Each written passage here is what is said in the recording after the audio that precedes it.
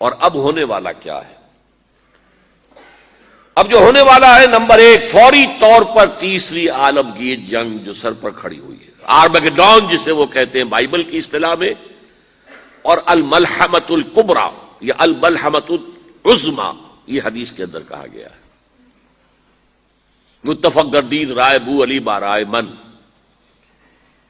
انجیل کے آخری کتاب ریولیشنز آف جان، اس میں آرمگیڈون، اگر ڈکشنری میں دیکھیں گے تو آپ کو معنی ملیں گے آرمگیڈون کے، a very big war which will be fought between the forces of evil and good before the end of this world. اور اسی کا ذکر حضور نے کیا، بہت بڑی جنگ ہوگی، بہت بڑی جنگ ہوگی، مڈل ایسٹ اس کا میدان بنے گا، اور اس جنگ کے اندر عربوں کا شدید نقصان ہوگا، شدید نقصان ہوگا، شدید نقصان ہوگا، تہس نہس ہوں گے۔ حضور نے فرمایا کہ ایک باپ کے اگر 100 بیٹے ہوں گے تو 99 ختم ہو جائیں گے، ایک بچے گا۔ یہ حدیث ہے، کتاب الملاحم پڑھیے۔ یہ ملاحم کسے کہتے ہیں؟ لحم، گوشت کو کہتے ہیں۔ جنگوں میں کیا ہوتا ہے؟ گوشت کے ٹکڑے اڑتے ہیں نا، اسی طرح ملحم کہتے ہیں عرب، سعودی عرب میں آپ نے دیکھا ہوگا کسائی کی دکان جو ملحم ہے، گوشت لحم جہاں پر کاٹ کاٹ کے بیچا جاتا ہے، ملحم۔ تو ملحمہ جنگ کو کہتے ہیں، ملاحم اس کی جمع ہے، الملحمۃ العظمیٰ، الملحمۃ الکبریٰ، یہ دو الفاظ حدیث میں آئے۔ عربوں پر یہ عذاب کیوں آئے گا؟ سمجھ لیجئے کہ امت مسلمہ اگرچہ پوری مجرم ہے، اس وقت پوری دنیا میں کسی ایک ملک کے اندر بھی اسلام کا نظام قائم نہیں ہے، اور اسی لیے ضربت علیہم الذلۃ والمسکنۃ وباؤوا بغضب من اللہ، آج ہم اس عذاب میں مبتلا ہے۔ میری کتاب موجود ہے اس پر، سابق اور موجودہ مسلمان امتوں کا ماضی، حال اور مستقبل ہے۔ آج کیوں ذلیل کہ کل تک نہ تھی پسند گستاخی فرشتہ ہماری جناب نے، اس کا جواب یہ ہے، ان میں سب سے بڑے مجرم عرب ہیں، جن کا جتنا اونچا رتبہ ہوتا ہے اتنا ہی پھر ان کی جرم کی سزا بھی سخت ہوتی ہے۔ ازواج مطہرات سے کہہ دیا گیا تھا کہ تم کوئی غلط حرکت کرو گی تمہیں دوہری سزا ملے گی، تم محبت کے گھر میں رہتی ہو صلی اللہ علیہ وسلم۔ اسی طرح عربوں میں سے تھے حضور، رسول عربی، رسول ہاشمی، اور نمبر 2 ان کی مادری زبان میں اللہ کا کلام موجود ہے، انہیں اسے سمجھنے کے لیے کوئی مشقت اور محنت نہیں کرنی پڑتی۔ پھر بھی مغربی کولونیل کا بستر جیسے جیسے طے ہونا شروع ہوا اور عرب ممالک آزاد ہونے شروع ہوئے، کسی نے ماسکو کو قبلہ بنا لیا، کسی نے واشنگٹن کو، اسلام کو کسی نے اپنا قبلہ نہیں بنایا۔ میرے اپنے اندازے میں ہولوکاسٹ جو ہوا تھا پچھلی صدی میں، اس کو 10 سے ضرب دے دیجئے، اتنا بڑا ہولوکاسٹ مڈل ایسٹ میں ہوگا اس ملحمۃ العظمیٰ اور ملحمۃ الکبریٰ کے ذریعے سے۔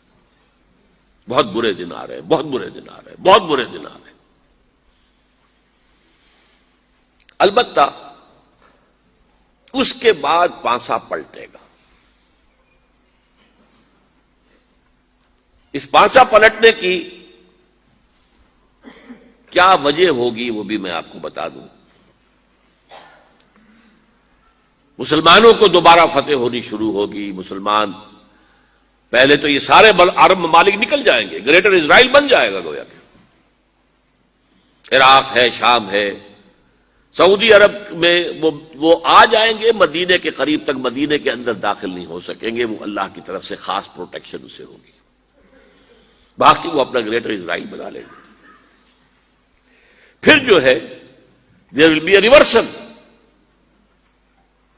اور اس ریورسل میں مسلمان دوبارہ ریگین کریں گے اپنے کھوئے ہوئے علاقوں کو۔ اس میں 3 واقعات کو ذہن میں رکھیے۔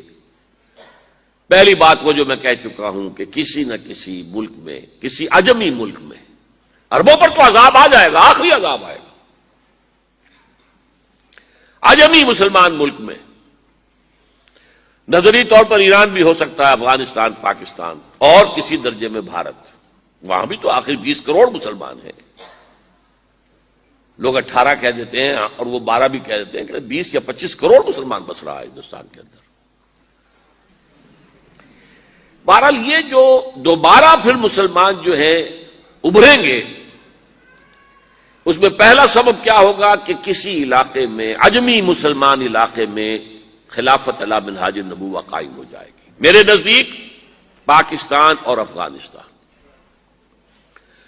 میرا گمان ہے واللہ عالم، میں نے کہا تھا ان باتوں میں اختلاف کی گنجائش ہے، یہ کوئی میں قرآن و حدیث کی روح سے نہیں کہہ رہا ہوں، لیکن جو میرا مشاہدہ ہے افغانستان کی تقسیم ہو جائے گی، پختون حصہ جو ہے پاکستان کے ساتھ ملے گا، اور یہ یہاں پر وادی سندھ، جس کو اقبال نے کہا ہے کارواں زیں وادی دور و دراز آیت بروں، اس یہاں پر خلافت علی منہاج النبوہ کا نظام قائم ہوگا اور یہاں سے فوجیں چلیں گی، نمبر 1۔ نمبر 2، عرب کے ریگزار میں 15ویں صدی کے مجدد کا ظہور ہو جائے گا۔ مہدی کو ہم مانتے ہیں مجدد، شیعہ مانتے ہیں 12ویں امام جو چھپے ہوئے ہیں،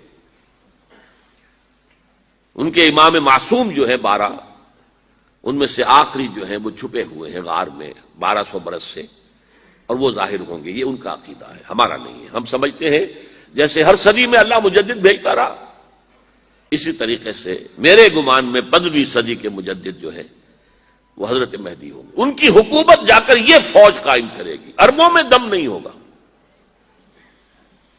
وہ اپنی عیاشیوں کی وجہ سے بالکل کھوکھلے ہو چکے، دولت کی فراوانی اور عیاشیاں۔ یہ بھی سننے میں آتا ہے دروغ برگردن راوی کہ اگر کوئی فوجی قافلہ ان کا چل رہا ہوتا ہے تو وہ بجائے ٹرکوں میں بیٹھنے کے وہ اپنی کاروں میں بیٹھ کے ساتھ ساتھ چلتے ہیں، وہ ٹرک خالی چل رہے ہوتے ہیں۔